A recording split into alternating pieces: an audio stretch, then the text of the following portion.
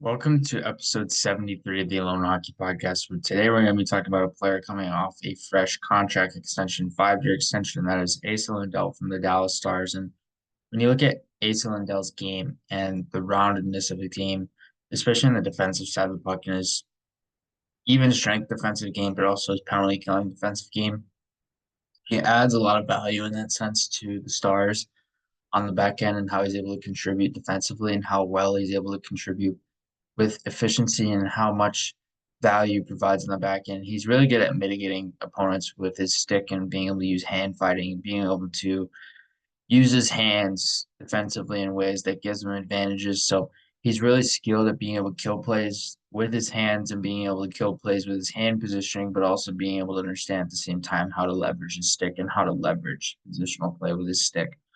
So he's a physical defenseman. He plays physical, but he plays physical in a way that's efficient and smart. So that allows him to have a positional leverage when it comes to his defensive habits and his play. And with Lindell, you're getting a player who's really sound defensively on line rush against, and he's really well adapted to line rush games. So he can slow down line rush really well. And even if he's handling multiple players, if it's a 2-on-1 or small area 2-on-1 or small area odd man rush, he has the ability to close down plays and kill plays almost instantly with his ability. And obviously, he's a strong presence when he's on the ice, so that also helps because his ability to kill plays derives from not only his positioning habits, but his physicality and how he's able to kill plays on the boards, kill plays in open ice, and be able to stay strong on his feet and maintain a low center of gravity and a good base to be able to maintain that strength over time. And with Lindell, he's really skilled and being able to understand gap control. So he's really skilled in terms of being able to understand that and leverage that. That's one of the stronger suits when it comes to defensive habits as well.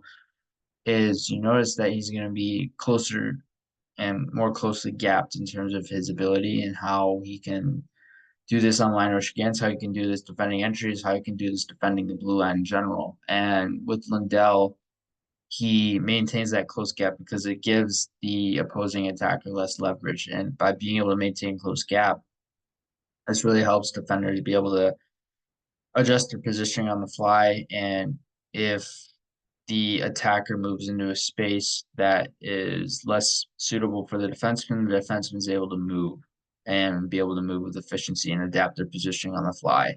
So Lindell being gapped closer, it helps his shoulder positioning, be able to maintain shoulder awareness and stay square to the opposing attacker. Also being able to maintain his stick work, being able to maintain his positioning, also being able to maintain his positioning by trying to close off the middle of the ice as much as possible. And by being able to have that gap, that presence, that really helps him in that sense. Lindell's really he's gotten much better over the years offensively as well, and obviously not necessarily a player who's super. What's the right word? You could say reliable offensively, but at the same time, he has some skill, he has some flair, he has some transition play to his game, and Dallas likes to play an active transition game with their defensemen, and they like to incorporate activation in the ozone as well. Pete DeBoer likes to play a slightly nuanced system, slightly modern system, and in terms of transition play, ozone frequency, you see some of their defensemen activate a little bit more. And Lindell has that ability, but he doesn't necessarily use it a lot. He's not necessarily going to be an aggressive pincher coming down the perimeter, coming down and walking the line offensively, but he's going to make plays when he wants to make them. He's going to kill plays when he wants to make them. He's going to make plays when he has to make them. He's not necessarily going to do it for the sake of doing it. He's going to do it if it's a positional leverage, a positional advantage. So with Lindell offensively, again, he's become more skilled at transitioning pucks from neutral zone to offensive zone specifically. And by being able to be a puck carrier, being able to be a threat in those situations, that's helped him a little bit more over time and being able to control ice and control space to his advantage. And with Lindell, he's not necessarily super manipulative or deceptive with the puck at all. He plays a simple North game with when he has the puck on his stick most of the time. And he'll look to make simple plays, simple passes that simply advance possession. He's not going to do anything too crazy offensively and in transition, but you're getting a steady, reliable defenseman who can make plays, make simple plays, keep pucks flat on the ice when making passes. It can also lead teammates into space. He's a sound puck mover He's not a flashy puck mover. He makes simple plays. He likes to make plays that extend possession, but don't necessarily extend his own possession. He likes to extend possession for his team, but not necessarily for himself.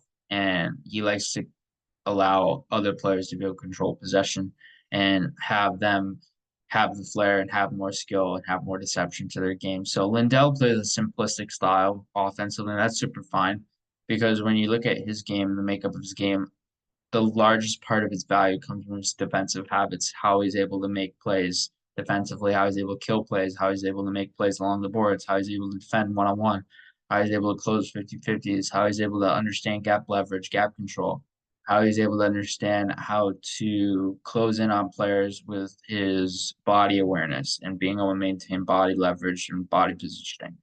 So there's a lot of different elements when talking about Lindell's game that, again, not super flashy, but he gets the job done and he's very simplistic. Like an old school, rugged defenseman who has a little bit of transition activation, has a little bit of ozone activation, but not necessarily a ton. So more on the sense, and he leans more on the sense of an old school style defenseman. So with Lindell's ability and his sound play, he's a player that can play a lot of different facets of the game. Like I said, PK 5v4, he can play 5v5, he can play even power play if you'd like him to on the second unit, not the first unit because you have Miro Heiskanen, but the second unit on occasion you can have him there. And part of the reason is because of his shot. He has a really good shot and has a booming shot from the point. So his shot from the point, you have to rely more on the one timer and the actual slap shot than his wrist shot. His slap shot has continued to get better over the years. His wrist shot has as well in terms of accuracy and precision, but more so on the side of his slap shot, where you can get some value out of that, especially at 5-on-5. And like I said, power play unit two on occasion. But you're not necessarily going to rely on him as a power play weapon. So with Lindell, he plays with a heavy shot. He has a booming shot. There's pace to his shot. How he's able to shoot the puck with power and prowess and get pucks through lanes and be able to create lanes individually sometimes because he has the footwork to be able to create lanes and create shot lanes individually. So that helps. But with Lindell's game and his style, I really enjoy watching his defensive play. It's really an art when you dive deeper into it because with many defensemen, you don't really appreciate defensive defensemen. You more appreciate the offensive defensemen because you see the skill and the flair and how they're able to activate, how they're able to be a threat in so many different situations. Like Cale Makar, you notice that instantly, but you're not necessarily gonna gravitate towards the shutdown defenseman with the eye right away. It takes a little bit more time. It takes a little bit more studying of them individually to really get a feel for the art of defense. And Asa Lindell is a really good example of this and how he's able to do this and how he's able to improve upon it over the years in the league. And he's become so much better and so much more stifling defensively. He's become one of the tougher players to be able to go up against because you also factor in his size, his reach, his range, and his radius of space and how he's able to control that with his stick, his feet, his hand positioning, and using hand fighting. Like I said, hand fighting is essentially trying to kill plays with the hands, trying to tie up sticks or tie up defenders and promote physicality. So that's what hand fighting essentially is. And with Lindell, his positional leverage and his ability to understand his size has improved so much for the years.